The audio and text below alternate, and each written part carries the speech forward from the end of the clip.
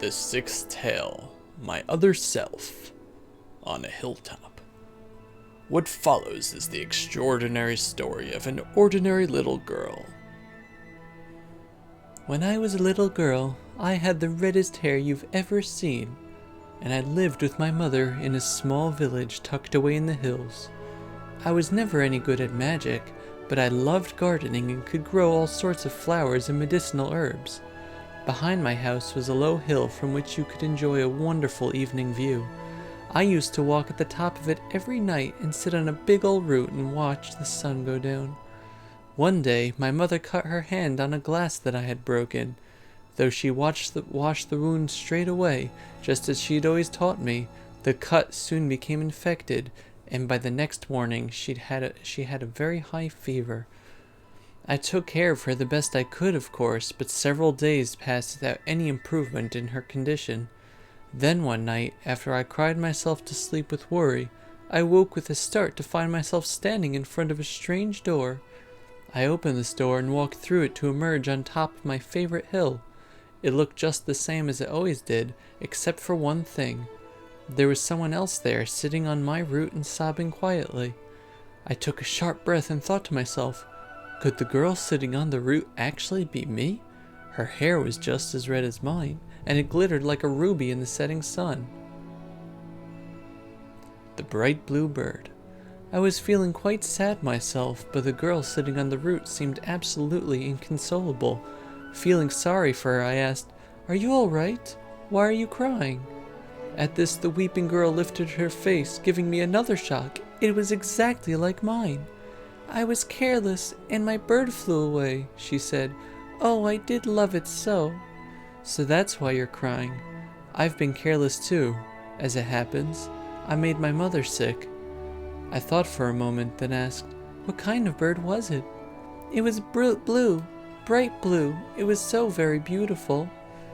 "My mother's eyes are blue as well," I sighed. "But they don't seem to sparkle like they did before she took ill." We carried on talking for a little while, and before long we'd become firm friends. She loved gardening too, and was enjoying gazing at the sunset from the crest of the hill. It seemed we had absolutely everything in common. Eventually I said, "Here, take this. It's a flower I grew. It's called a warm welcome. The birds love it. Perhaps it might make your blue bird come back." I had already put some of these flowers at my mother's bedside to try to make her feel better, as well as some in her hair. "Thank you," said the girl, smiling. "Oh my, it really does smell wonderful.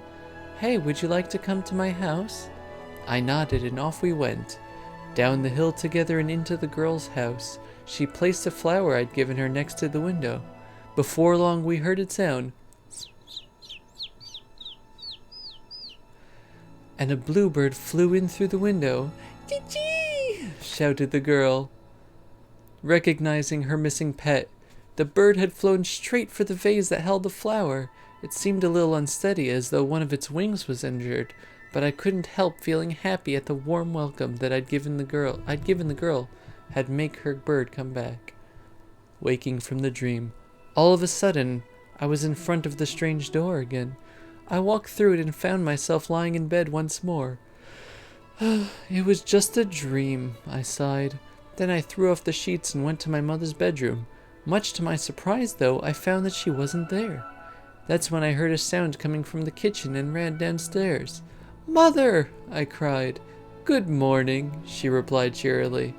"You must have been wondering where I'd got to. I just felt so much better when I woke this morning.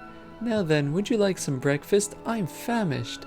And my mother's blue eyes were sparkling once more.